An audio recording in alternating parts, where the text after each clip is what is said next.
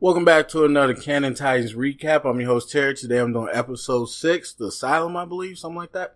I fell off Titans, but you know what? I didn't fall off of Titans because it wasn't interesting me per se.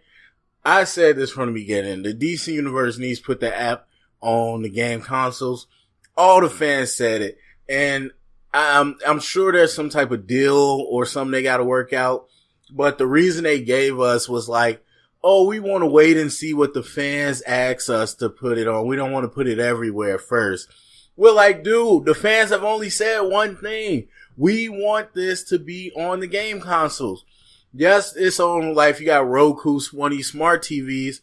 But if you don't, if you're like me and you rely on your game console as your main source, or even if you have a smart TV and everything, but you only use your game console for most of the things, then that's where you want it. And for me, I don't necessarily like watching it on my laptop, especially because the only time I really get on my laptop to watch something is at night when I'm going to bed, and I usually fall asleep. So, me being busy on top of it not being available for me to sit down and watch on my TV really threw me off, and yeah, I just fell off. But luckily, with the holiday break, I got back on. I'm caught up. I'm not going to individually review all the ones I missed, but I'm back up to episode 7, actually, not 6, sorry. So anyway, I would say up until this point, because we're pretty much what people consider the halfway point, I would say DC started off rocky, or DC Titans started off rocky, and has hit a little bit of an uptick. It's not great, but I've been saying every episode, it's enough to keep me interested to come back. Some stuff is absolutely terrible. Some of the writing is really trash.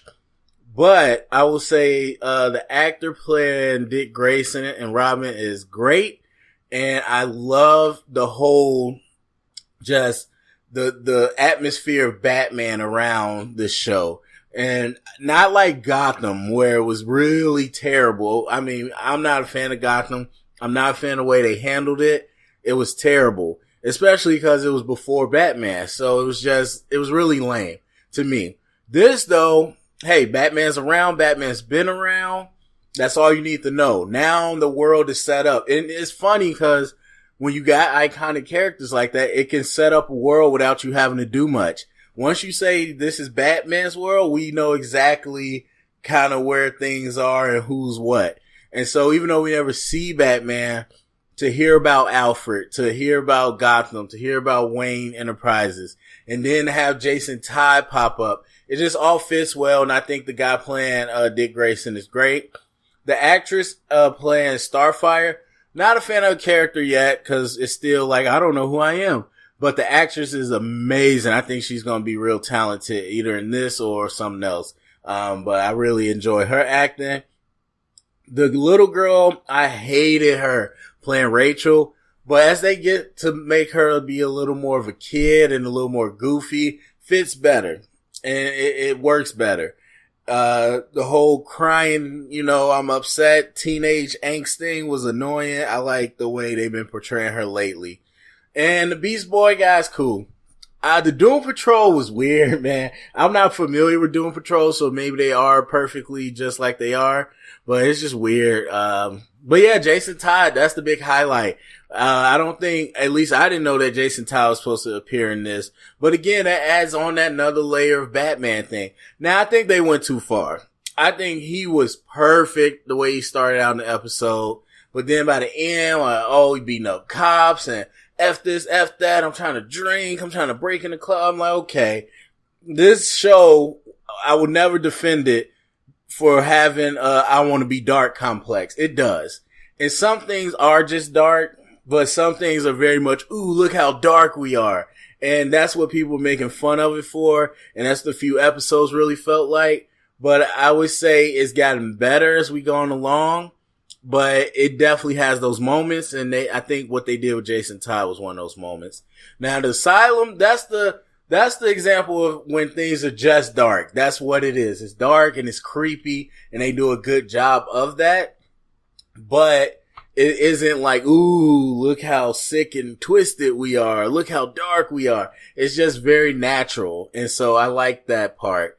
And I think the teams come together. They're a formidable team when you, the way they're set up now. Even when you got Beast Boy who doesn't know how to turn into anything but a tiger, and you got, Raven who doesn't know how to use her powers, they're a formidable team. But the one thing I think this show has done a great job of, especially since these are such different souls and different paths that they all got to each other, they really make Robin that cohesive force. They really make him that leader. And that sometimes in Titans, you could look at it on the surface and say, why is he the leader? He doesn't have any powers. They're the ones with all these powers. He's not Batman. Why is he the leader? But, this I think does a great job. And the way they did the older, Starfire, older Grayson, and then the younger Beast Boy and the younger, Rachel Raven, I think that was smart. It helps. It really makes him like the central figure. Now him smashing, Starfire, I don't know about that. That was weird, but, but overall, man, yeah, it's just enough to get you to the next point. Even though it's a little tough because it's like, who is her father? That's the big mystery, and we all know who her father is. And so that storyline's getting a little played out, but I'm in it to finish the season. I'm gonna see how it goes.